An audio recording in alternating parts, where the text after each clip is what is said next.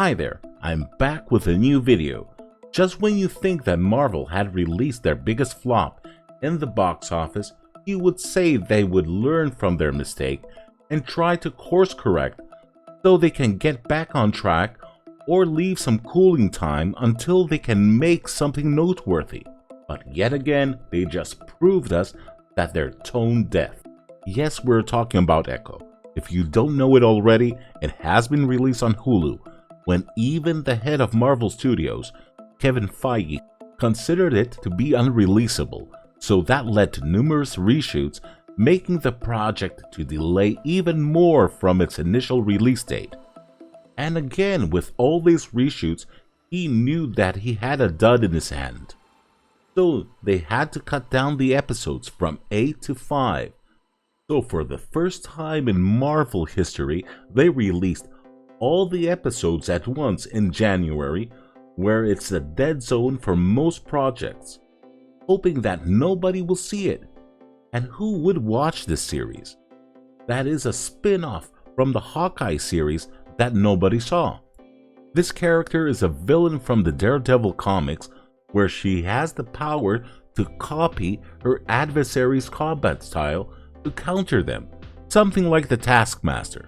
But what did the producer of the show, Sidney Freeland, had to say?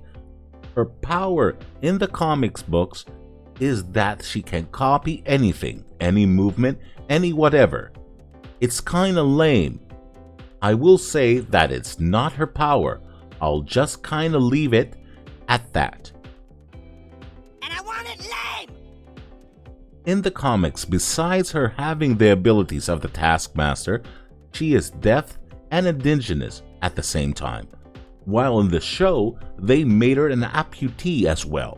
Personally, I don't have a problem that she's an amputee or an indigenous woman. My problem is that Disney did this just to tick more boxes, to make you believe that they're not a money-hungry company, but they have noble sensibilities. But I'll tell you one box they didn't tick at all. It's that box that says good storytelling. So let's go to the limited series, where it actually has only 4.5 episodes rather than 5. You ask me why?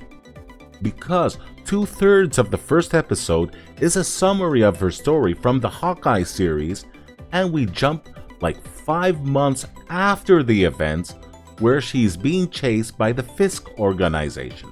But instead of laying low in some small town where nobody knows her, she goes to her hometown and put her relatives and friends in danger. She practically doesn't care if any harm is done to anybody except Bonnie, her cousin, and personally I'm not even sure about her too. As for the 4 first episodes, I could barely keep myself awake from boredom. I even felt like putting toothpicks on my eyelids just to keep my eyes open, just to do this review. A lot will ask me, isn't Daredevil in the series? He is in the series, but he's just for the first episode, where he fights Echo and beats her, and what does he do? He doesn't arrest her, he doesn't question her, he just runs away, never to be seen again. And that's practically the best scene of the series, so if you've seen that, just switch it off. As for the actress portraying Echo, Alaqua Cox, in all the scenes, her face is emotionless, except one scene where she chokes somebody to death. Many will say to me she's playing a stoic character, but to me it felt like a walking plank of wood.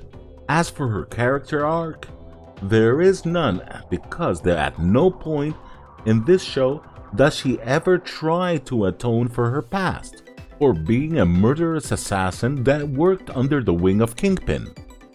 There is no hero journey, not even a redemption story.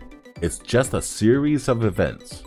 So now let's go to the main attraction of this limited series, Vincent D'Onofrio as the Kingpin. This show totally deconstructs one of the best villains Marvel ever had, and made him into a total joke. I'm an actor, so, I have to service the story that's put in front of me. I have to do my best to make the story written work. Even if she shot him in the eye in Hawkeye, don't ask me how he survived a point-blank shot to the head. It beats me. He doesn't come back to get vengeance, but he tries to take her back and make her the Kingpin. He even asks her to kill him, which she doesn't. That's how pitiful the Kingpin is in this series. And we finally get to the last episode, where the series goes full out MCU. Compared to what the other MCU stuff that... As we said earlier, the producers said that her comic book powers were lame. So they gave her the ability to echo the power of her ancestors, and guess what? Only women had those powers in her tribe. So the Kingpin brings an army of thugs to capture her and take her back to New York, and what happens? She beats the whole army while sharing her powers with her grandma and her cousin and going full Super Saiyan. And finally, she beats the Kingpin again, taking away his childhood trauma while making him cry. Yes, you heard it, the Kingpin actually cries. Who in his right mind would ever release this show when you know it's a stinker? Even Kevin Feige knew it, but he still went through. And actually, it's all his fault because he's supposed to do some quality control before approving something into production. So if you have seen Echo, what are your thoughts about it? And what could have made it better? Write it on the comments section below. And don't forget, if you like the video, leave a like and subscribe to the channel. Thank you and have a good one.